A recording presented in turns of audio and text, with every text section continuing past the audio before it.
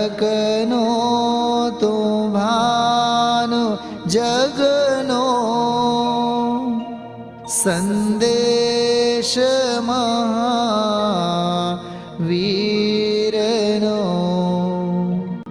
વિસામો ભવક્લાંતના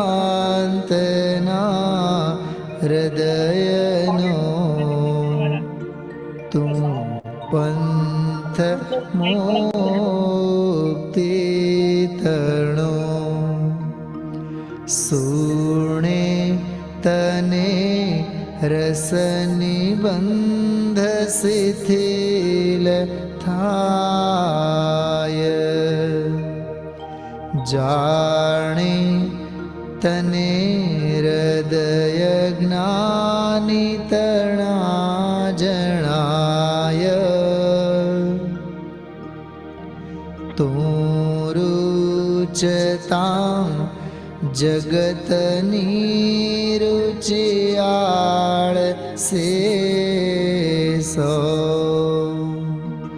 તું રીઝતા सकल ज्ञायक देव रीजे बनाओ पत्र कुंदनना रत्नोना अक्षरो लखी तथापि कुंद सूत्रोना अंकाए मूल्यना कदी तथापि कहान वा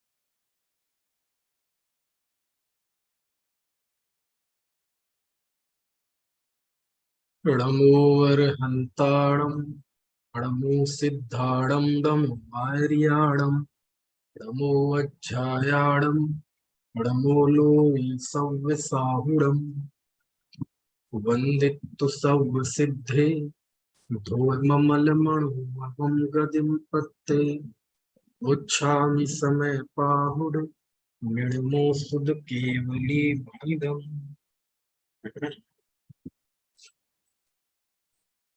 समय सार निर्जराधिकार। कल हमने गाथा 195 और 196 ये दो गाथाएं पढ़ी थी। आचार्य ने दो दृष्टांतों के द्वारा सम्यक दृष्टि की ज्ञान वैराग्य शक्ति को बताया था कि कोई जीव इंद्रियों से भोग करने के बावजूद भी कैसे वह ज्ञान और वैराग्य शक्ति संपन्न होता है।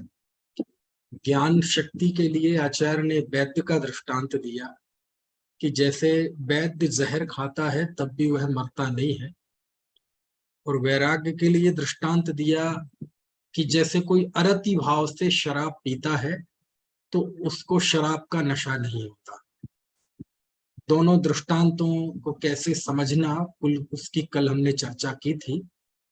सीधी सी बात यह है कि जहर खाए लेकिन उसका ज्ञान हो, कैसे खाना, कब खाना, किस रूप में खाना, किस फॉर्मेट में खाना, तो वह जहर से जीव मरता नहीं है, बल्कि उसे स्वास्थ्य लाभ होता है। इसी तरह यदि अल्कोहल दवाई आदि के रूप में लेते हैं तो अनिच्छा पूर्वक लेते हैं, अरति पूर्व भाव से लेते हैं, तो वह अल्कोहल इस रूप में नहीं लिया जाता कि उसके अंदर वह नशा पैदा करे, बल्कि वह बीमारी को दूर करता है। तो ऐसी ही ज्ञानी धर्मात्मा के जीवन में कर्म के उदयवश, क्योंकि वास्तव में जो सम्यक दृष्टि धर्मात्मा जीव है उसे तो मोक्ष मार्ग स्पष्ट समझ में आ चुका है, अपने जीवन का लक्ष्य समझ में आ चुका है, मोक्ष तत्व की श्रद्धा उस जीव को हो चुकी है, वह मुमुक्षु हो चुका है, ये वह जान चुका है, मान चुका है कि मोक्ष ही मेरा लक्ष्य है, मोक्ष ही मेरा पक्ष है। स्वभाव से तो मैं मोक्ष स्वरूप ही हूँ, भगवान आत्मा हूँ। भगवान आत्मा में तो बंधन और मोक्ष है नहीं, लेकिन पर्याय में जो मोक्ष संसार में देखा जाता है, उस मोक्ष की श्रद्धा उस जीव को है। 8 कर्म से रहित अवस्था, परम सुखरूप अवस्था की श्रद्धा उस जीव को हो चुकी है और उसकी इच्छा भी है। आश्रव बंध हे है, ये बात उसके अनुभव में आ चुकी है। संवर निर्जरा मुक्ति का मार्ग है, ये बात उसके एहसास में आ चुकी है। शरीर, रुपए, पैसे, मकान, धन, जायदाद ये जड़ है, अचेतन है, ये आत्मा नहीं है, इस बात का बोध उस जीव को हो चुका है ना। तो फिर ये अभी घर में क्यों है, ये विषय भोग की प्रवृत्ति क्यों चल रही है? तो वास्तव में देखा जाए तो ये कर्म के उदय की बलवत्ता है। अभी उस जीव के 3 कषाय अभी बाकी है। 4 कषाय होती है ना, अनंतानुबंधी, अप्रत्याख्यानावरण, प्रत्याख्यानावरण और संजुलन। तो जिस पहले पायदान पे बैठे हुए व्यक्ति की हम बात कर रहे हैं, उस जीव के अनंतानुबंधी कषाय का नाश हुआ है। अभी बाकी तो 3 कषाय बाकी है ना। तो अभी वो उदय है ना, तो उसके उदय में जीव की भोगादिक की प्रवृत्ति होती है ना। और कषाय भी है और पूर्व कर्म का उदय भी है ना। वेदनी कर्म के उदय से वो सामग्री आदि भी मिलती है, कषाय कर्म के उदय से उसके भोग आदि का परिणाम भी है। ठीक है। तो फिर सम्यक दृष्टिपना, धर्मात्मापना क्या है उस जीव को? धर्मात्मापना यह है कि उससे वह इस तरह से नहीं जुड़ा है उस भोग की क्रिया से, भोग के परिणाम से, कि उस जीव को अनंत संसार का बंधन। समझ में आया ना। अरुचि पूर्वक, अनासक्ति पूर्वक वह भोग भोगता है, अनासक्त भोगी है वह। लेकिन अनासक्त का अर्थ हमें समझना पड़ेगा। अनासक्त का अर्थ ये नहीं है कि उसे भोग का भाव नहीं है, भोग का परिणाम नहीं है, ऐसा नहीं है। भोग का भाव भी है, परिणाम है, भोग भी है, और उससे उत्पन्न होने वाला हर्ष, विषाद, सुख, दुख भी है। तो फिर अरुचि मतलब, अरुचि यानी ये भोग का भाव उपादेय है, ये भगवान आत्मा के लिए हितकारी है, ऐसा उसकी श्रद्धा में नहीं है। श्रद्धा में तो वह उस भाव को हे ही जानता है, हे ही मानता है, बस इसका नाम है कि उसको उसके प्रति अरुचि है। ये श्रद्धा के स्तर पे अरुचि है। समझ में आया ना। तो उसको आचार्य यहां बताते हैं कि जैसे कोई वैद्य जहर खाता है और मरता नहीं है, कोई अरति भाव से शराब पीता है तो उसे उसका नशा नहीं होता है, ऐसी सम्यक दृष्टि के सम्यक ज्ञान है ना, ये उसकी ज्ञान की सामर्थ्य है। और अनंत संसार को बांधने वाले परिणाम का, कषाय का उसने नाश कर दिया है, ये उसके अंदर का वैराग्य परिणाम है। और ये जब ज्ञान और वैराग्य होते हैं तो उस जीव को अनंत संसार का बंधन नहीं होता। जो थोड़ा बहुत होता है वह अनंत संसार के आगे चुल्लू भर भी नहीं है, उसको यहाँ गिना नहीं जाता, उसको यहाँ गौण किया गया है। समझ में आया ना। यानी उसी भोग की क्रिया और भाव में मिथ्या दृष्टि जैसा संसार बांधता है, सम्यक दृष्टि नहीं बांधता। ये उसके ज्ञान और वैराग्य का सामर्थ्य जानना चाहिए, बस ये आचार्य को यहाँ बताना है। यहाँ उस सम्यक दृष्टि की जो तुलना है वो मुनिराज से नहीं है, वो श्रेणी चढ़ने वाले मुनिराज से नहीं है। यहाँ सम्यक दृष्टि की तुलना एक मिथ्या दृष्टि से की जा रही है। समझ में है ना। यहाँ सम्यक दृष्टि की तुलना किससे की जा रही है? मिथ्या दृष्टि से की जा रही है। ये बार बार मैं पहले ही व्याख्यान से क्यों बता रहा हूं कि यहाँ भोगी खड़ा किया है, कुंद देव ने भी खड़ा किया है, अमृतचंद स्वामी ने भी, जयसेन स्वामी ने भी प्रायः भोगी ही खड़ा किया है। बस एक आध उन्होंने लिखा है कि यहाँ मुख्य रूप से वीतराग सम्यक दृष्टि को लेना, लेकिन बार बार वो भोगी ही खड़ा करते हैं, क्योंकि गाथा में भोगी खड़ा किया है, इसलिए उन्होंने कोई गुमराह कर दिया, ऐसा कुछ नहीं। तो अब देखो, जैसे पहला ही दृष्टांत दिया कि वैद्य जो है वो जहर को खाते हुए भी नहीं मरता, तो यहाँ खाने की बात है, नहीं खाने वाली बात तो नहीं है ना। अरति भाव से शराब पीते हुए भी उसको नहीं नशा होता, तो सम्यक दृष्टि कहाँ है? जहर खाने वाले दृष्टांत में वो खाने वाले की जगह है, नहीं खाने वाले की जगह नहीं है। अरति भाव से शराब पीने वाले के दृष्टांत में है ना। कहने का आशय ये है कि आचार्य यहाँ सम्यक दृष्टि की तुलना मिथ्या दृष्टि से कर रहे हैं। सम्यक दृष्टि की तुलना वो छपक श्रेणी वाले जीव से नहीं कर रहे हैं, शुद्धोपयोग में जो स्थित है मुनि उससे नहीं कर रहे हैं। क्यों? जब भी सम्यक्त्व की महिमा बतानी होगी, आत्मदृष्टि की महिमा बतानी होगी, तो आत्मदृष्टि की तुलना मिथ्या दृष्टि से की जाए।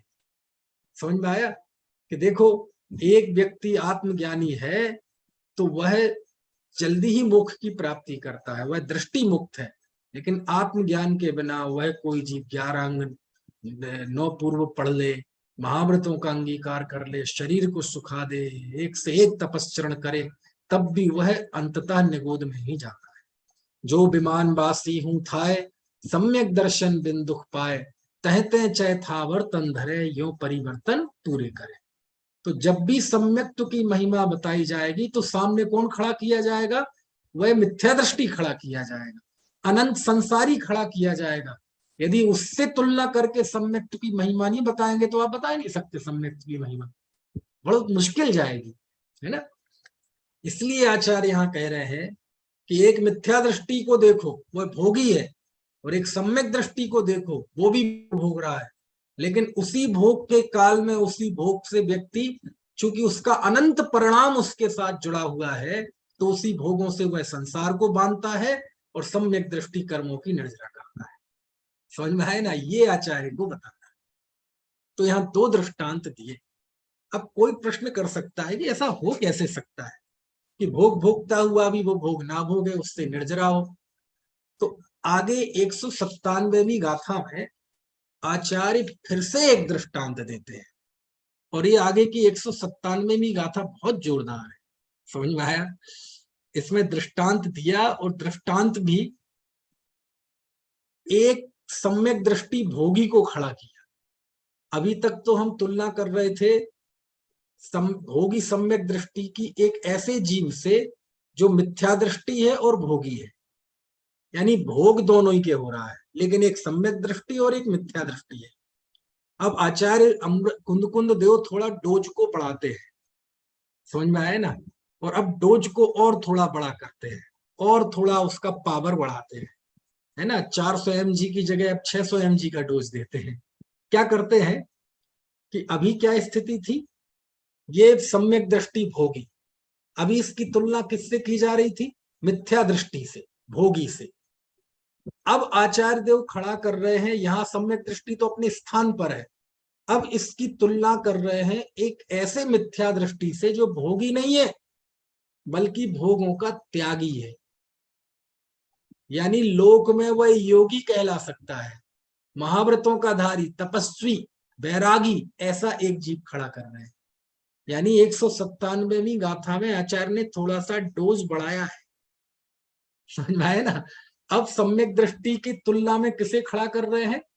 भोगी मिथ्या दृष्टि को नहीं, अब एक ऐसे जीव से सम्यक दृष्टि की तुलना कर रहे हैं जो भोगी नहीं है बल्कि बाहर में वह भोगों का त्यागी है, महाव्रती है, नग्न दिगंबर साधु, समझ में आया ना, वन खंड में गमन करने वाला, शरीर को सुखा देने वाला, विविध तप करने वाला, तो एक ऐसा जीव।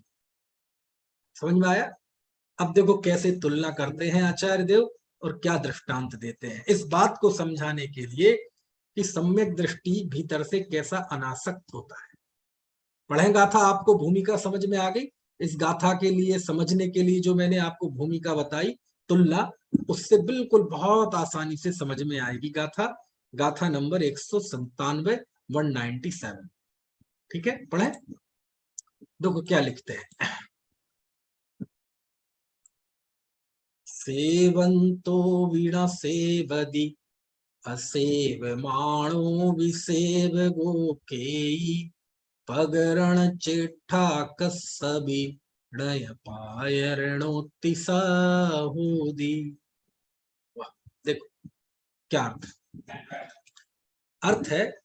सेवंतोविण सेवदी, सेवंतोबी कोई सेवन करता हुआ भी, सेवंतोबी, सेवन तो मतलब सेवन करता हुआ, कोई विषयों का सेवन करता हुआ भी णा सेवदी, सेवन नहीं करता। अजीब बात है। हो गई ना उलटवासी जैसी। सेवन करता हुआ भी सेवन नहीं करता। सेवन तोविण सेवदी, इतने का अर्थ समझ में आ गया। क्या अर्थ हुआ? सेवन करता हुआ भी सेवन नहीं करता। कौन? तो आखिरी शब्द देखो, कोई। कोई मतलब कोई जीव, कोई व्यक्ति सेवन करता हुआ भी सेवन नहीं करता। समझ में आए ना? वही गुरुदेव वाली बात, भूलेला भगवान छे। अरे भूला हुआ और भगवान, ये दोनों बातें एक साथ कैसे हो सकती है? सेवन तो वीण सेवदी, कोई सेवन करता हुआ भी सेवन नहीं करता। दूसरा, असेव माणो भी, और कोई सेवन नहीं करता हुआ भी सेवगो, सेवक है। ठीक है, तो क्या अर्थ हुआ? कोई व्यक्ति सेवन तो वीणा सेवदी, सेवन करता हुआ भी सेवन नहीं करता है। कोई असेव माणो भी की सेवगो, और कोई सेवन नहीं करता हुआ भी सेवगो, सेवक होता है। समझ में आ गई बात की नहीं? ऐसा कैसे हो सकता है आचार्य? कोई सेवन करता हुआ भी सेवन नहीं करता विषयों का, और कोई सेवन नहीं करता हुआ भी सेवन करता है। मैं कह रहा था ना, अभी तो सम्यक दृष्टि के पैरेलल किसको खड़ा किया था? मिथ्या दृष्टि जो भोगी है, अभी तो उसमें तुलना की थी। अब आचार्य ने डोज बढ़ा दिया। अब वो किसे खड़े कर रहे हैं? योगी को, जो बाहर में त्यागी है। और दृष्टांत में सम्यक दृष्टि कहां है? सेवंतो वीणा सेवदी, सम्यक दृष्टि सेवन करता हुआ भी असेवक है। और मिथ्या दृष्टि जीव, कोई असेव माणो भी, कोई विषयों का सेवन नहीं करता हुआ भी, मतलब त्यागी, सेवगो, वह सेवक है। पंक्ति समझ में आई आपको? नहीं? अब दृष्टांत देखो क्या देते हैं। अभी ऊपर की दो गाथाओं में पहली लाइन में तो दिया दृष्टांत, लेकिन इसमें पहली लाइन में तो बताया सिद्धांत, और दृष्टांत दिया दूसरी लाइन में। पगरण चेठा कस्सबी, किसी जीव के, कस्सबी मतलब किसी व्यक्ति के, पगरण चेठा, प्रकरण चेष्टा, किसी जीव के, कस्यबी किसी जीव के, पगरण चेष्टा प्रकरण चेष्टा होती है, तब भी ऋणय पारणोत्ति सा होती, बावजूद इसके वह प्राकरणिक नहीं होता। पायरणो प्राकरणिक ती, सो वह ऋणय नहीं होती होता। क्या अर्थ हुआ? कि वह प्रकरण चेष्टा करते हुए भी प्राकरणिक नहीं होता। घबराना मत, चिंता मत करो। अब आप कहेंगे ये प्रकरण चेष्टा क्या होती है और प्राकरणिक क्या होता है? प्रकरण चेष्टा और प्राकरणिक का अर्थ ये होता है, एक तो होता है किसी दुकान का कोई मालिक, उदाहरण जैसे एक दुकान का कोई मालिक है, वो तो दुकान पे है ही नहीं, और है भी तो अपने केबिन में बढ़िया एसी चल रही है और बैठा हुआ है। हो सकता है आंख बंद किए हुए, पैर ऐसे फैलाए हुए और झपकी भी लग गई हो। ठीक है। तो जिसका स्वामित्व है, जिसका वो काम है, जिसकी वो दुकान है, वो व्यक्ति तो पैर फैला के बैठा हुआ है, तो वो कहलाता है प्राकरणिक। प्राकरणिक मतलब वो प्रकरण का स्वामी वो है। और प्रकरण चेष्टा क्या होती है? दुकान पे काम करने वाले, अब उसके जो नौकर चाकर हैं, दुकान पे काम करने वाले हैं, वो भाग रहे हैं। गेट पे वो खड़ा है, गेट कीपर हर ग्राहक का स्वागत करता है, आइए भाई साहब, आइए भाई साहब, अंदर चलिए, अंदर चलिए। एक पूछेगा भाई साहब क्या लेंगे, पानी ठंडा, और वहां लगे हैं नौकर चाकर भाग दौड़ करने वाले, कोई इस ग्राहक के पीछे भाग रहा है, कोई इस ग्राहक को दिखाता है सामान। तो वो कहलाती है प्रकरण चेष्टा। यानी जितने नौकर चाकर काम कर रहे हैं, भाग भाग दौड़ दौड़ के काम कर रहे हैं, एक वो पैसे भी काट रहा है, कैशियर है, कंप्यूटर पे सब आपका जीएसटी वगैरह का बिल बना के देता है ना। यदि आप लेते हैं तो खुश होता है, और यदि नहीं लेते हैं तो वो थोड़ा सा लगता है कि आप गलत डिसीजन है आपका। तो प्रकरण चेष्टा कर रहा है, लेकिन प्रकरण चेष्टा करते हुए भी उनमें भी एक भी व्यक्ति प्राकरणिक नहीं है, मतलब उस प्रकरण का स्वामी नहीं है। और जो प्रकरण का स्वामी है वो प्रकरण चेष्टा नहीं कर रहा, बल्कि सो रहा है। हो सकता है वो दुकान पे हो ही ना, वो कहीं बाहर घूम रहा हो। समझ में आया ना? तो वो कहलाता है प्राकरणिक। आपने देखा होगा शादी विवाह होते हैं, तो जिसकी बेटी की शादी है वो तो बढ़िया बैठा हुआ है, चाय पी रहा है, और बाकी टेंट वाले भाग रहे हैं, कैटरिंग वाले भाग रहे हैं, लाइट वाले भाग रहे हैं, साउंड्स वाले भाग रहे हैं, कर्मचारी यहाँ से वहां भाग रहे हैं, कोई बल्लियां बांध रहा है, कोई सीढ़ी पे चढ़ा हुआ है, कोई ये कर रहा है। ये सब होता है ना, कोई सब्जी बना रहा है, कोई साउंड सेट कर रहा है, कोई डीजे सेट कर रहा है। तो ये जो 50 आदमी काम कर रहे हैं, भाग दौड़ कर रहे हैं, काम किसका है? काम उसका है जो एक कटोरी भी यहां से उठाकर दूसरी जगह नहीं रख रहा। समझ में आए ना? तो जो ये भागे रहे हैं, ये कहलाती है प्रकरण चेष्टा। प्रकरण मतलब कोई भी बात, कोई भी घटना, कोई भी कार्य। तो कार्य करते हुए जो दिखाई दे रहे हैं, वो चेष्टाएं हैं, प्रकरण चेष्टा। और प्रकरण का स्वामी कौन है? वो जो एसी में बैठा चाय पी रहा है, वो एक कटोरी भी उठा के यहां से वहां नहीं रख रहा, वो कहलाता है प्राकरणिक। तो देखो, जो प्रकरण चेष्टा कर रहा है वो प्राकरणिक नहीं है, और जो प्राकरणिक है वो एक कटोरी उठा के यहां से वहां नहीं रख रहा। ये जो भागे भागे फिर रहे हैं ना मजदूर, इन्हें कोई मतलब नहीं है कि किसकी शादी है, किसकी नहीं है, लड़का कौन है, लड़की कौन है, उनका गोत्र क्या है, मामा का गोत्र क्या है, जन्म तिथि क्या है, कैसे संस्कार के ये लोग हैं। उसे उससे कोई मतलब नहीं है, कतई दूर दूर तक कोई मतलब नहीं है। उसे तो बस इससे मतलब है कि ये टेंट लगाना है, ये झाड़ू पोछा करनी है। उसे तो बाद में जब शाम को दिन भर के 300 रुपए मिलेंगे मजदूरी के, उसे तो उससे मतलब है।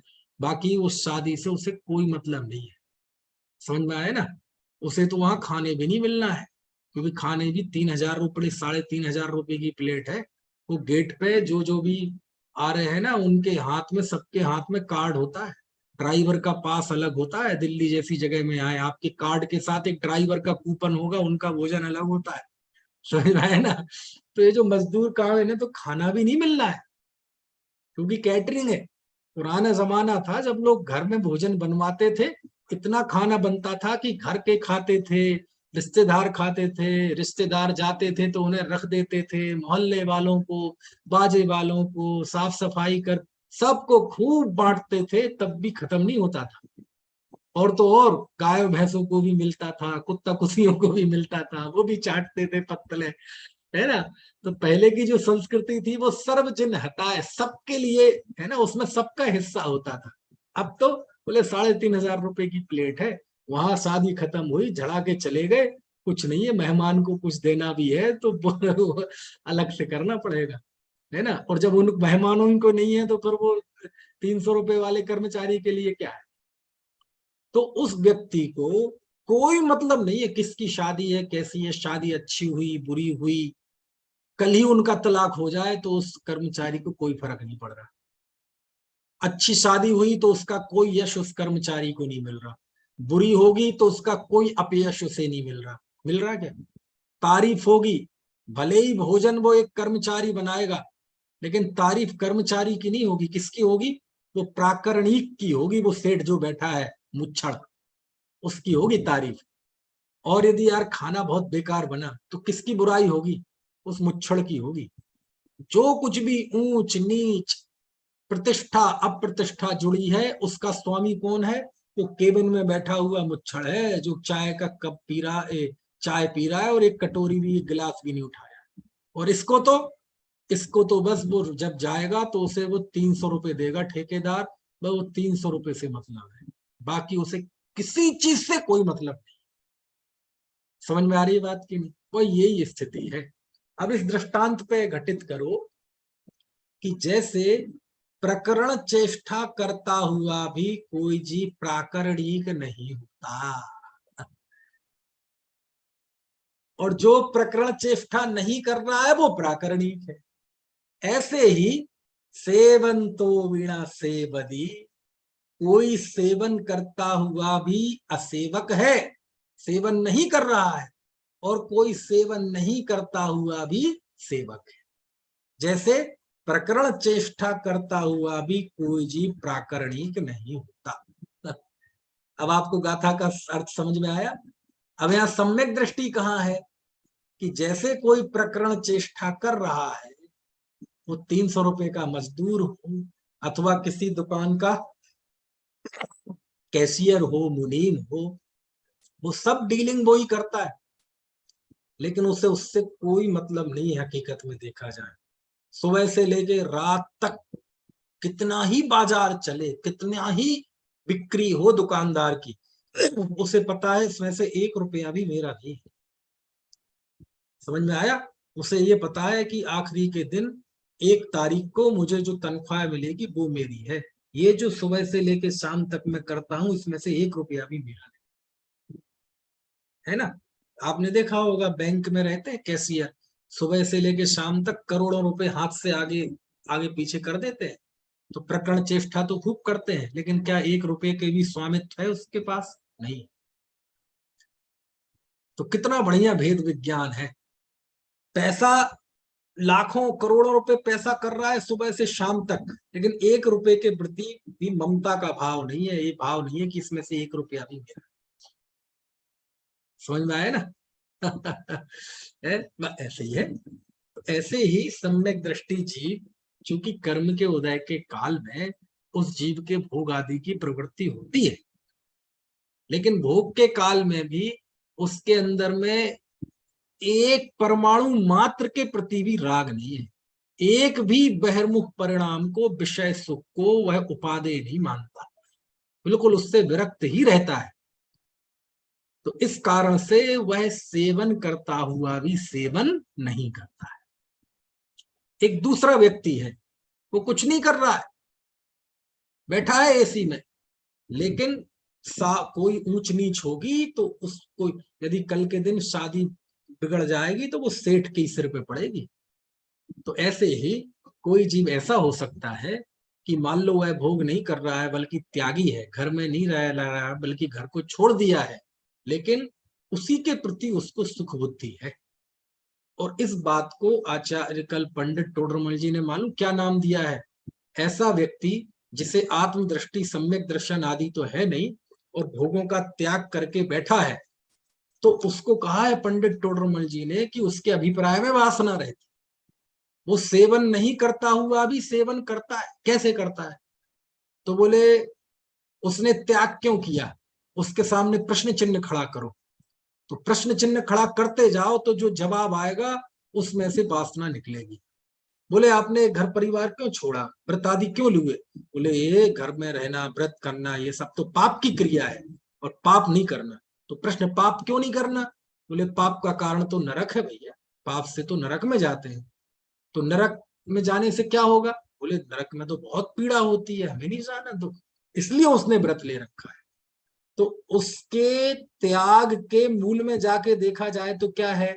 नरकों का डर है, या फिर स्वर्गों का लोभ है, या फिर लोक में यश की चाह है। कोई ना कोई सांसारिक कारण निकलेगा। भाई साहब, इस जन्म में तप कर लो तो अगले जन्म में बढ़िया देवगति मिलती है। तो वर्तमान में कष्ट को सह रहा है तो उसके पीछे अभिप्राय क्या है? देवगति का अभिप्राय है, विषय सुख का अभिप्राय है। तो यदि कोई सांसारिकता की इच्छा से, देवगति की इच्छा से, यश, इंद्र आदि पद प्राप्त करने की इच्छा से यदि कोई धर्माचरण करता है, त्याग करता है, तो वह सेवन नहीं करता हुआ भी सेवक है। वह प्रकरण चेष्टा नहीं करता हुआ भी वह प्राकरणिक है, और वह जीव कर्मों से बंधता है।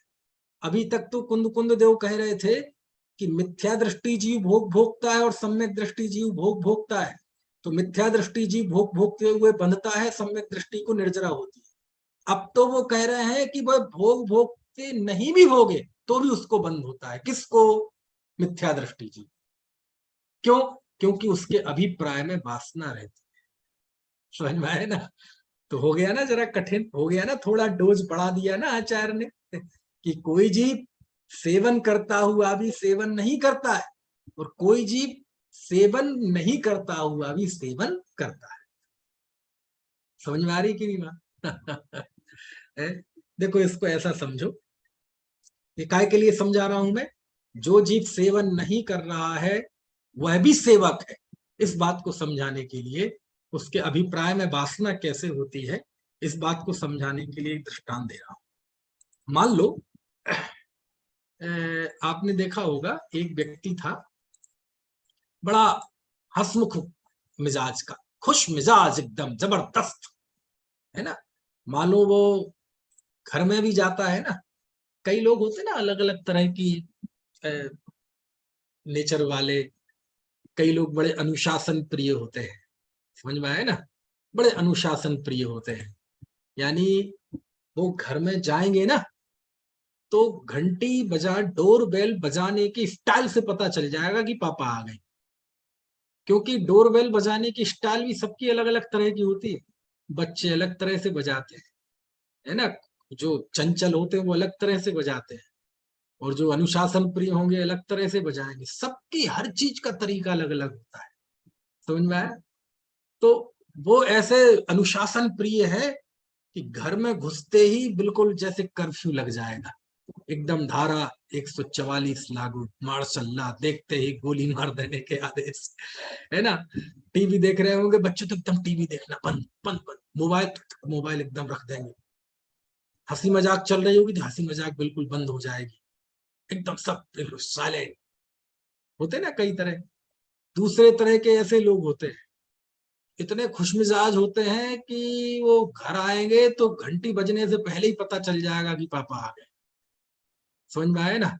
उनकी सीढ़ी चढ़ने की स्टाइल से, है ना। और वो को घंटी बजा, घंटी के साथ साथ दरवाजा भी खटखटाने लगे, पता चले गाना गाते हुए आ रहे हैं। समझ में आया? तो, तो खुश मिजाज। और इनकी स्थिति क्या होगी कि सब बच्चे पढ़ भी रहे होंगे तो पढ़ना बंद कर देंगे, शांत बैठे होंगे तो शांति और चहल पहल शुरू हो जाएगी। होता है ना, एक व्यक्ति के आने के आभा मंडल पहले पहुंच जाता है, वो व्यक्ति बाद में पहुंचता है, उसका ऑरा पहले पहुंच जाता है। तो ऐसा ही कोई खुश मिजाज व्यक्ति, सुनना मैं क्या किस शब्द का अर्थ बता रहा हूं आपको, कि कोई सेवन करता हुआ भी असेवक है, ये तो हो गया। कोई सेवन नहीं करता हुआ भी सेवक है। कोई विषयों का सेवन नहीं करता हुआ भी विषयों का आसक्त है।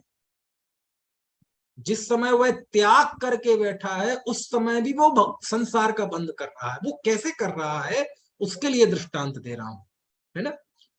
कि अब वो आया, खूब खाने पीने का शौकीन, बहुत खाने पीने का शौकीन, रोज 3 टाइम खाने के साथ मीठा चाहिए उसे, नाश्ते में भी, सुबह के भोजन में भी, शाम के भोजन में भी, और इसके अलावा भी, है ना। तो घर में घुसा, बढ़िया भोजन कर रहा था, तो तबीयत सी ठीक नहीं थी उसकी, थोड़ी वीकनेस लग रही थी। बहुत मीठा पसंद था उसे, बहुत वीकनेस लग रही थी। तो बुखार भी आया था रात को। तो पत्नी ने कहा ऐसा करो, जाके थोड़ा डॉक्टर को दिखा लो। तो 2-4 दिन तो लापरवाही की, लेकिन जब 3-4 दिन घरेलू इलाज किया, ये किया, लेकिन तब भी ठीक नहीं हो रहा, तो बोले चलो दिखा ही लेते हैं। तो वो गया डॉक्टर को दिखाने। डॉक्टर साहब, बड़ी वीकनेस सी लगती है, पैर में दर्द है, आंखों में दर्द है, और पिछले कुछ दिन से अच्छा नहीं लग रहा है, क्या बात है? और खाना पीना? बोले खाना पीना की भी इच्छा कम होती है, लेकिन साहब मीठा तो खाता हूँ, वो तो अच्छा लगता है। बोले अच्छा। तो उस डॉक्टर ने कहा कि चलो आपका टेस्ट करते हैं।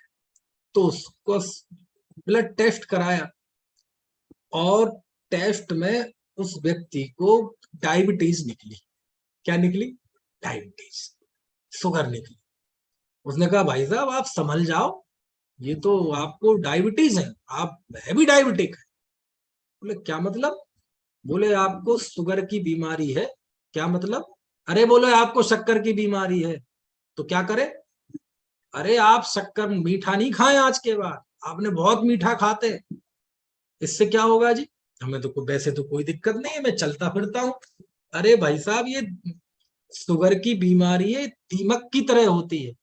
दीमक का कोई बाहर में काम नहीं दिखता, दरवाजे खिड़कियां सब एक से दिखाई देंगे, लेकिन भीतर भीतर खोखला कर देती है पूरे लकड़ी को। और एक समय ऐसा आता है, ऐसा टच करोगे तो ढठा के गिर जाएगी पूरी दरवाजा या अलमारी। ऐसी होती है शुगर। अच्छा जी, ये तो बहुत खतरनाक होती है, तो क्या करें? बोले कुछ बातें याद रख लो। पहले तो कल से मीठा खाना बंद। साहब ऐसे कैसे हो सकता है? मीठे के बिना कैसे रह सकता हूँ? मीठे के बिना तो मेरा चलते ही नहीं, मेरे तो सुबह ही मीठे से होती है, रात भी मीठे से ही होती है। बोले कुछ भी हो, कैसे भी चलाओ, सिर दीवार में मारो, कुछ भी करो, लेकिन मीठा मत खाना। बोले नहीं साहब, इससे तो देखो भैया, मीठा तुम्हारे लिए खतरनाक। आज से ये समझ लो, मीठा मतलब जहर। क्या मतलब हुआ? क्या समझाया उसे उसने कि मीठा यानी जहर। अब कोई पूछ ले कि ये कौन सी डिक्शनरी में लिखा है कि मीठा यानी जहर? आप दुनिया की कौन से शब्दकोश में ऐसा लिखा मिलेगा कि मीठा माने जहर? बोले नहीं, शब्दकोश में लिखा नहीं मिलेगा, लेकिन तुम्हारे लिए यही शब्दकोश है, और जो मैं बोल रहा हूं यही परमार्थ है। मीठा मतलब जहर।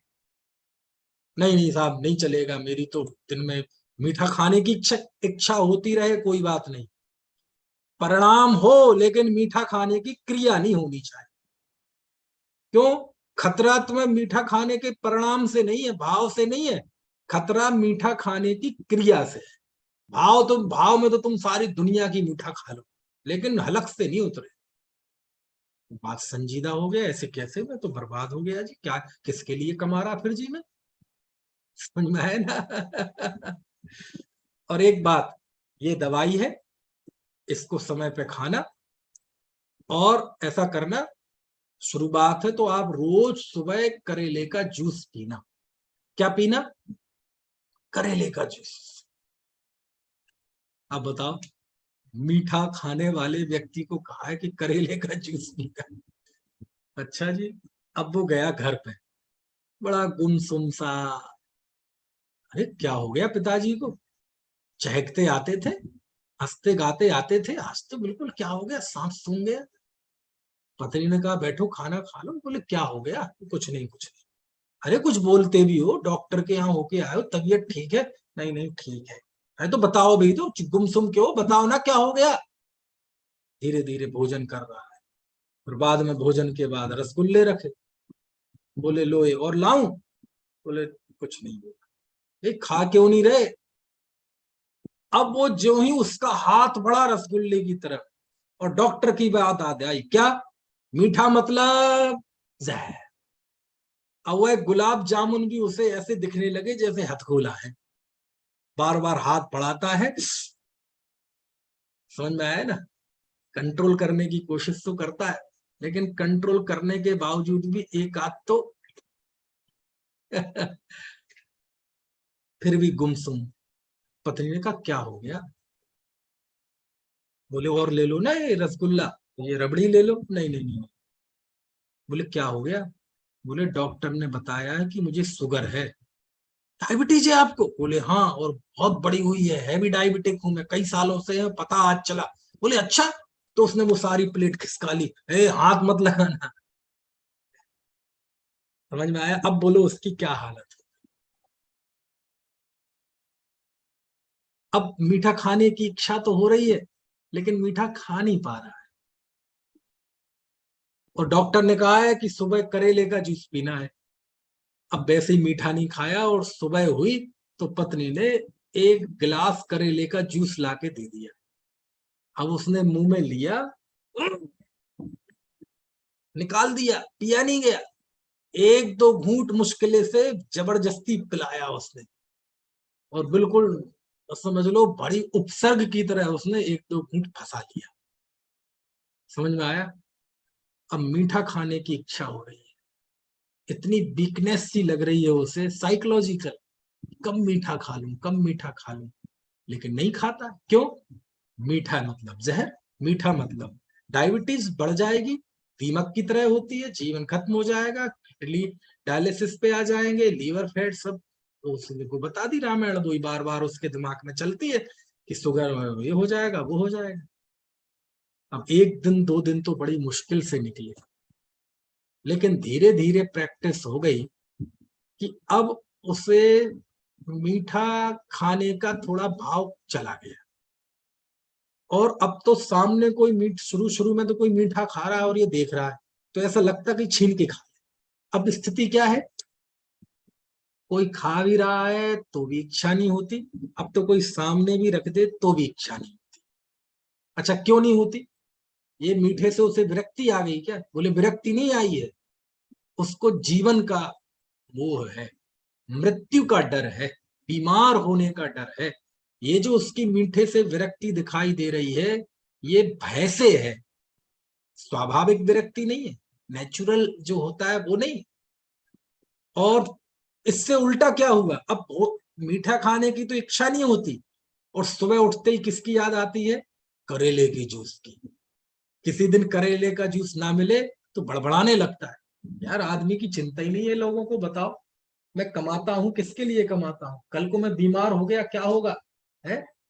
किसी को चिंता नहीं, जब पता है कि मुझे करेले का जूस चाहिए पड़ता है, डॉक्टर ने कहा है मैं भी डायबिटिक हूँ, बड़बड़ाने लगता है।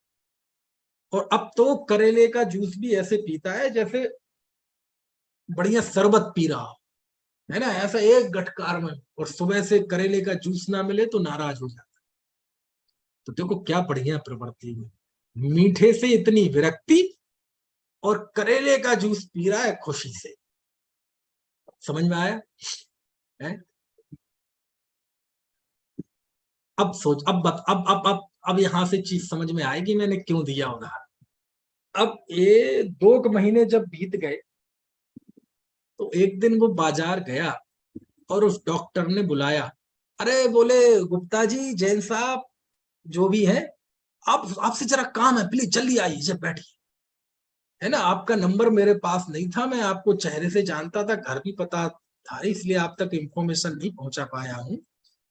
आपको जो आपको रिपोर्ट दी थी ना शुगर की, वो दरअसल आपकी रिपोर्ट नहीं थी, वो किसी दूसरे की थी। थोड़ा सा स्पेलिंग एक सी थी, तो आपके पास गलत रिपोर्ट पहुंच गई थी। आपकी सही रिपोर्ट तो ये है, आपकी शुगर, नमक, मिर्च, हल्दी सब कुछ सही है, आप पूरी तरह से स्वस्थ है, कुछ नहीं था आपको, हल्का सा वायरल का असर था। अब बताओ उसके क्या हालत। ऐसा लगेगा कि इस डॉक्टर को पकड़ के, समझ में है ना, है, मतलब आप समझे ना क्या प्रवृत्ति होगी। अरे डॉक्टर साहब, तुमने मेरा जीवन बर्बाद कर दिया 2 महीने का। मैं 2 महीने कैसे जिया हूं तुम्हें पता है, कैसे तिल तिल मरा हूं मैं पता है। मैंने 2 महीने से मीठा नहीं खाया, मेरा चेहरा देख रहे हैं आप, ऐसा लग रहा था जीवन की रंगत चली गई, रौनक चली गई। बिना मीठे के कोई जीवन होता है क्या? माफ कर दो साहब, चलो माफ किया। अब वो घर जाएगा तो घर कैसे जाएगा? रोज की तरह जाएगा गुमसुम, बिना मिठाई लिए जाएगा। पहले तो बहुत सारी मिठाई वहीं खाएगा, फिर घर में ले जाएगा, रास्ते में भी खा लेगा। और यदि वो घर पहुंचा और पत्नी लाके करेले का जूस रख दे वे सामने, तो क्या करेगा? दुष्टा, करेले का जूस पिलाएगी मुझे, क्या मतलब हुआ? अभी तुम नाराज हो जाते, अरे हटा। बोलो उस दिन वो जूस पिएगा करेले का? तो आप समझे? तो फिर पहले इतना वैरागी कैसे हो गया था? करेले का जूस, मिठाई ना, ना मीठा खाने की क्रिया थी, ना मीठा खाने का भाव होता था। क्रिया थी करेले का जूस पीने की, और भाव भी क्या होता था? करेले का जूस पीने का। लेकिन अभिप्राय में सुख है तो मीठे में है, मजा है तो मीठे में है। और ये करेला क्रिया और भाव होते हुए भी ये पीने लायक नहीं है। बोलो एक पल के लिए भी उसके अंदर से ये बात खत्म हुई थी क्या? नहीं हुई थी। मीठा खाने की क्रिया और मीठा खाने का भाव नहीं होते हुए भी मीठे में मजा है, ये बात एक पल के लिए भी उसके अंदर से गई नहीं थी। ये एहसास एक पल के लिए भी उसके अंदर से गया नहीं था। इसी को कहते हैं अभिप्राय की वासना। प्रश्न ये है कि वो क्रिया उसने क्यों छोड़ी? क्यों का जवाब जो आता है वो अभिप्राय में से आता है। समझ में आया ना? तो यदि नरक के डर से, स्वर्ग के लोभ से, अज्ञानता पूर्वक यदि कोई विषयों का त्यागी भी है, तो त्यागी होते हुए भी वास्तव में वो सेवक ही है। वो भोग ही रहा है पंचेंद्रिय के विषयों को। अभी नहीं भोग रहा, लेकिन भविष्य में कल्पना तो उसी की है। स्वर्ग आदि की कल्पना मतलब क्या? भोगों की कल्पना। यश की कल्पना, सांसारिकता की, पद की कल्पना मतलब भोगों की कल्पना, संसार की कल्पना। तो ऐसा जीव विषयों का सेवन नहीं करता हुआ भी सेवन ही कर रहा है। भविष्य में नहीं, वो अभी भी कर रहा है। क्यों? अभिप्राय में वो संसार बसा हुआ है ना, अभिप्राय में भोग बसे हुए है ना। इसी को आचार्य कह रहे हैं कि सम्यक दृष्टि जीव विषयों का सेवन करता हुआ भी असेवक है, और मिथ्या दृष्टि जीव विषयों का त्याग करता हुआ भी सेवक है, भोगी है। ये बात यहाँ कह रहे हैं। इस बात समझ में आ रही कि नहीं? सेवंतो वीणा सेवदी असेव माणो विसेव गो के पगरण चेठा कसबी णय पायरणोति होदी है। मेरी समझ से बेहतर आई होगी समझ में गाथा कि सेवन करता हुआ भी सेवन नहीं करता, और कोई सेवन नहीं करता हुआ भी सेवन करता है। जैसे प्रकरण चेष्टा करते हुए भी जीव प्राकरणिक नहीं होता है ना। तो इस तरह आचार्य ने सम्यक दृष्टि की तुलना कैसे की? एक ऐसे मिथ्या दृष्टि से की जो भोगी नहीं है, बल्कि बाहर में भोगों का त्यागी है, लेकिन अंदर में अभी भी उसके अनंतानुबंधी आसक्ति पड़ी हुई है। लेकिन सम्यक दृष्टि भोग भोगते हुए भी उसको वैसी आसक्ति नहीं है। अब देखो कितना कठिन है ये बात समझना। समझ में आ रही है बात? यानी एक व्यक्ति भोगों का त्यागी हो गया, लेकिन आचार्य कह रहे हो भोगी है। एक जीव विषयों को छोड़ दिया, तपस्या कर रहा है, तब भी कह रहे हैं कि वो भोगी है। कब? वर्तमान में भोगी है। क्यों? भोग की क्रिया है? नहीं। भोग का परिणाम है, भाव है? नहीं। तो फिर कहाँ है वर्तमान में? उसे सांसारिकता के प्रति अंदर में रुचि है ना, बस इसका नाम है कि वो सेवक है। और कर्म सिद्धांत की दृष्टि से देखा जाए तो ये बात कोई कर्म सिद्धांत से विरुद्ध नहीं है। एक मिथ्या दृष्टि जीव राजगद्दी पर बैठा हुआ 6 खंडों की विभूति के बीच में भी वह जीव दर्शन मोह संबंधी 16 प्रकृति और अनंतानुबंधी संबंधी 25 प्रकृतियों का अबंधक है। सम्यक दृष्टि किसी भी कहीं भी रहे, उसको मिथ्यात्व और अनंतानुबंधी से बंधने वाली 41 प्रकृतियों का आश्रय उसके नहीं है। बोलो सिद्धांत से बात सिद्ध है ना।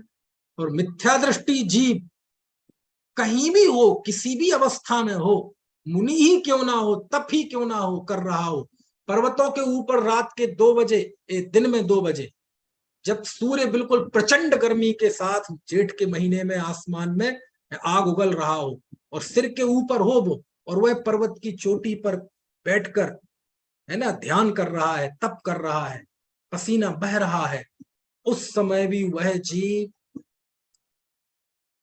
मिथ्यात्व और अनंतानुबंधी कर्मों को बांध रहा। समझ में आया ना? क्यों? क्योंकि वो सम्यक दृष्टि नहीं है, उसे आत्मदृष्टि नहीं है, उसे भेद विज्ञान नहीं है, उसे सम्यक दर्शन नहीं है। तो ये तो सिद्धांत से भी सिद्ध बात है। इस समय सार में कोई बहुत बड़ा कोई अचरज वाली बात कर दी हो, ऐसा बिल्कुल नहीं है। तो हो गया ना, सिद्धांत भी कह रहा है ना कि चौथे गुण स्थान वर्ती जीव है, वो 41 प्रकृतियों का संवर कर रहा है, और पहले गुण स्थान वर्ती जीव वो अनंत संसार को बांध रहा है। अब वो कौन है? वो कोई भी हो सकता है, त्यागी भी दिख सकता है, भोगी भी दिख सकता है पहले गुण स्थान वर्ती, और चौथे वाला त्यागी भी हो सकता है, भोगी भी हो सकता है। सिद्धांत ये नहीं देखता कि तुम घर में हो कि जंगल में हो, सिद्धांत तो कर्म व्यवस्था देखता है, वो तो बिल्कुल एक्यूरेसी देखता है हर एक चीज की। करणान योग सिद्धांत मतलब धर्म कांटा, बिल्कुल एक है ना, ग्राम यहां से वहां नहीं, जो है वो है। तो सिद्धांत से भी ये बात सिद्ध है, और समय सार में एक आचार्य कुंद कुंदेव तो कह ही रहे हैं। तो कहीं सिद्धांत और अध्यात्म का, आगम और अध्यात्म का कोई विरोध थोड़ी है। मेरी बात आपको समझ में आ रही है नहीं? ये आचार्य आगे। तो प्रश्न है कि आचार्य इतना हाई डोज देते क्यों है? देखो, आप एक दृष्टांत देता हूं और बात पूरी करता हूं आज की। आपने देखो, जब कोई पुलिस में पकड़ते हैं, पुलिस वालों के हत्थे चढ़ जाते हैं कोई अपराधी, अब उससे कुछ उगलवाना है कि तुम किस गिरोह के लिए काम करते हो, कौन से आतंकवादी संगठन के लिए काम करते हो, तुम्हारे साथ और कौन कौन है, ये सब उगलवाते हैं ना पुलिस वाले। तो पहले तो पुलिस वाले प्यार से समझाते हैं, बताओ कहां से आए हो, और तुम्हारे साथी कौन है, किस गैंग के लिए काम करते हो, बहुत प्यार से समझाते हैं। अच्छा, वो प्यार से बता देते हैं क्या? इतने अच्छे होते तो ये नौबत ही क्यों आती? तो पहले तो प्यार से समझाते हैं, फिर नहीं हो तो थोड़ा डराते हैं, धमकाते हैं। तुम्हें पता है, यदि तुम्हें जेल भेज दिया गया, 10 साल की जेल होगी, तुम्हें बेल भी नहीं होगी, जमानत भी नहीं होगी, बच्चे सड़क पे आ जाएंगे, भीख मांगने को उतारू हो जाएंगे, इज्जत नहीं रहेगी तुम्हारी कुछ भी। ऐसा डराते हैं, लालच देते हैं, ऐसा करो, हम तुम्हें सरकारी गवाह बना देते हैं, तो तुम बच जाओगे, बस तुम अपने सबके नाम बता दो, गिरोह का तुम्हारा माफिया कौन है, ये है, तुम्हारे क्या करेक्शन है, कनेक्शन सब बता दो। इस पे भी ना हो तो फिर अनेक अनेक उपाय करते हैं वो। और जब किसी चीज से कोई काम ना चले तो फिर उसे 3rd डिग्री देते हैं। अच्छा, आप में से कितने लोगों को पता है 3rd डिग्री क्या होती है? है? मुक्ता जी, आपको पता 3rd डिग्री क्या होती है? नहीं पता? खुशी की बात है, नहीं पता। ये संजय जी हाथ खड़ा कर रहे हैं कि मुझे पता है 3rd डिग्री। प्रशम, आपको पता है 3rd डिग्री क्या होती है? और यदि कोई यूपी का बैठा होगा तो उसे तो सबसे ज्यादा पता होगा। 3rd डिग्री मतलब ये होता है कि कुछ नहीं, फिर तो उसे उल्टा लटका के, और फिर जिसको जितना जो बनता है उसे मारते हैं, पीटते हैं, भयंकर टॉर्चर करते हैं उसे शारीरिक तौर पर। समझ में आया ना? और इतना टॉर्चर, इतना मारते पीटते हैं कि कई बार तो उसने अपराध ना भी किया हो तो मान लेता है, ठीक है जी किया, कम से कम जिंदा तो बच जाएंगे। वो पीड़ा सही नहीं जाती तो झूठ स्वीकार कर लेता है, अपराध ना भी किया हो तो स्वीकार कर लेता है। इसे कहते हैं 3rd डिग्री। समझ में आया ना? और 3rd डिग्री में तो अच्छे अच्छे बोल देते हैं, अपना अपराध बता देते हैं, अपने गिरोह हीरो सब खोल के रख देते हैं, मैंने अपराध क्यों किया, किसने मुझसे संपर्क किया था, मेरे साथ कौन है। ये 3rd डिग्री कहलाती है, और बहुत खौफनाक होती है 3rd डिग्री। यदि किसी को 3rd डिग्री देखते हुए आप देख लोगे ना, ले देते हुए, तो आपकी रातों की नींद चली जाएगी, इतनी भयंकर होती है 3rd डिग्री। समझ में आया ना? तो अच्छा है हम छेड़ाला में नरकों के कष्ट सुनते रहें, सुनते रहो, पढ़ते रहो, देखने का मौका ना मिले। तो ये भी जहर उगलवाने के लिए व्यक्ति के अंदर का मिथ्यात्व है ना, उसके अंदर का वो गंदगी जो पड़ी हुई है उसको निकलवाने के लिए आचार्य भी कभी कभार थर्ड डिग्री देते हैं। कैसे देते हैं थर्ड डिग्री, देखो मैं बताता हूं, सुनना, स्थिति देखना। एक सम्यक दृष्टि मुनि है, ठीक है, और दूसरी तरफ एक मिथ्या दृष्टि गृहस्थ है। सुनना ध्यान से। अब आचार्य ये कहते हैं कि ये जो मुनि है ये सम्यक दृष्टि है, इनके ज्ञान वैराग्य शक्ति है, ये धन्य है। इनको सम्यक दृष्टि इसलिए नहीं कहा जा रहा कि ये मुनि है, इन्हें सम्यक दृष्टि इसलिए कहा जा रहा है क्योंकि इन्हें आत्मदृष्टि है, वेद ज्ञानी है। और ये गृहस्थ मिथ्या दृष्टि है, क्यों? इसलिए नहीं क्योंकि गृहस्थ है, इसलिए क्योंकि ये शरीर का अपनापन है, भोगों में अपनापन है। हाँ हाँ, बहुत बढ़िया, बहुत अच्छा, ये तो मानते हैं।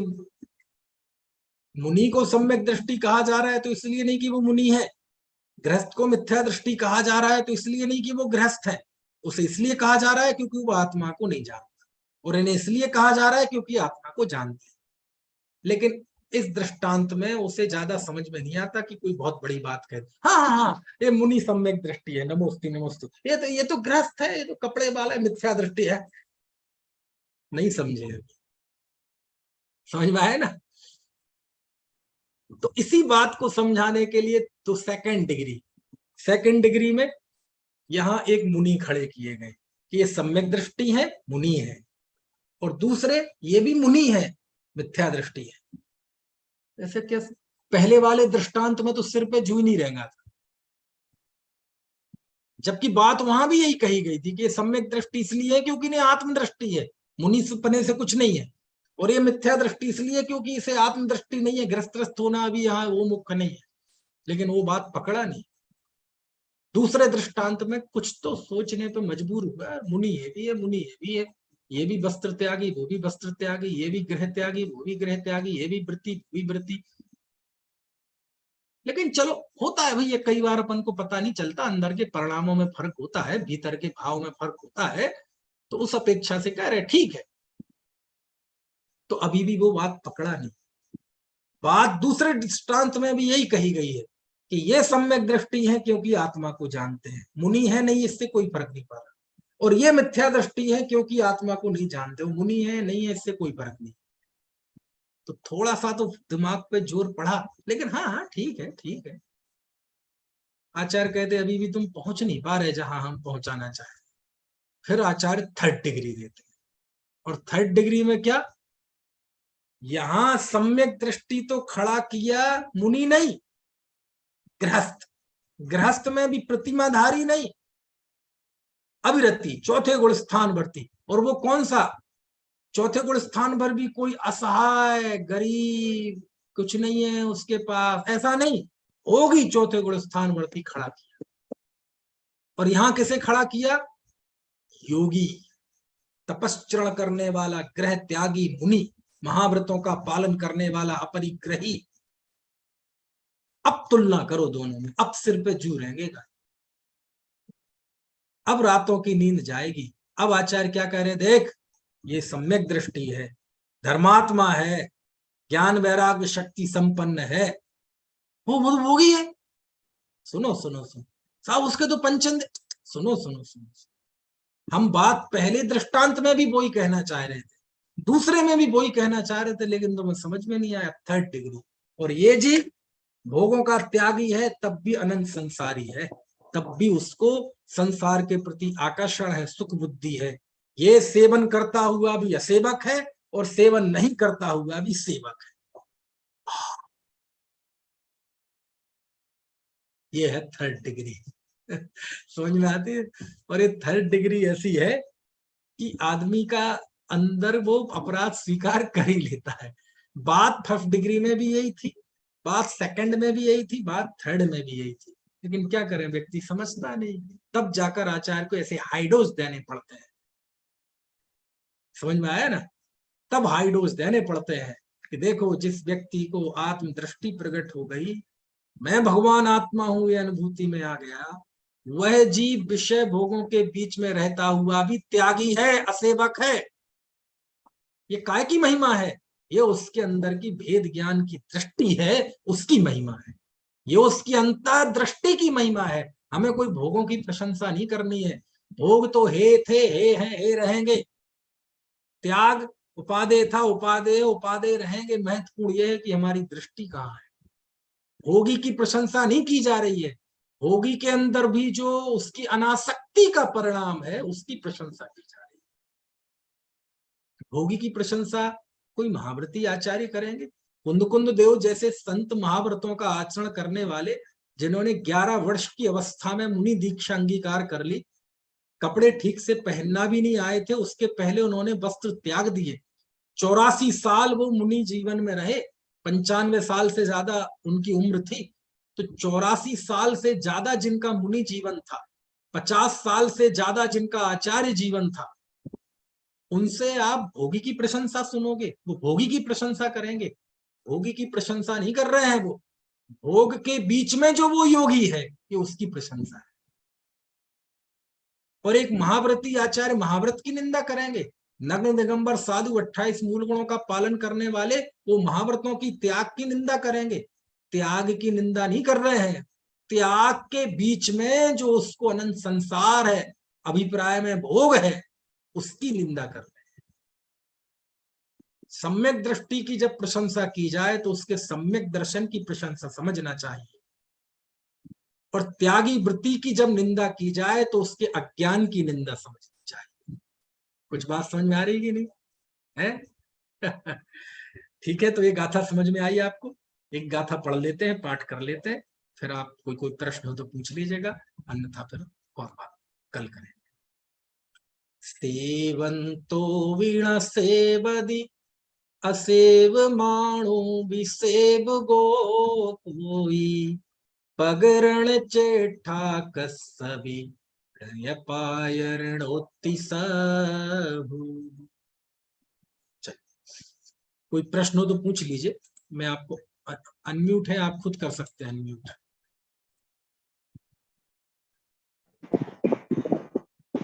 जय जी सर। हाँ बताइए। इसमें रत्नत्रय शांकराचार्य का जो श्लोक है ना, वो गृहस्थो मोक्ष मार्गस्थो, उसमें हाँ, इस गाथा वो सब मिलते हुए प्रकरण है। हाँ, उसे यहाँ उद्धृत किया जा सकता। उसके सही से ठीक है। इसमें लिखा है कि गृहस्थ मोक्ष मार्ग में स्थित है, और ऐसा गृहस्थ वह निर्मोही गृहस्थ मोही मुनि से श्रेष्ठ है। तो वहां वही बात है कि यदि सम्यक दृष्टि है कोई जीव, वो गृहस्थ है, और कोई मिथ्या दृष्टि मुनि है, तो मिथ्या दृष्टि मुनि से वह सम्यक दृष्टि गृहस्थ श्रेष्ठ है। ऐसा वो रत्नकर्ण श्रावकाचार्य में आचार्य संबंध कहते हैं। तो वो आया उद्धृत किया जा सकता है। गृहस्थो मोक्ष मार्गस्थो श्रेयवान। अच्छा है। श्रेयस। हाँ, 33वां है शायद, है ना? 33वां। ठीक है, चलिए। और किसी का कोई प्रश्न हो तो ठीक है, तो बात पूरी करते हैं। अनंत धर्मणस्तत्त्वं पश्यन्ति प्रत्यगात्मनः, अनेकान्तमयी मूर्तिर्यमेव प्रकाशता।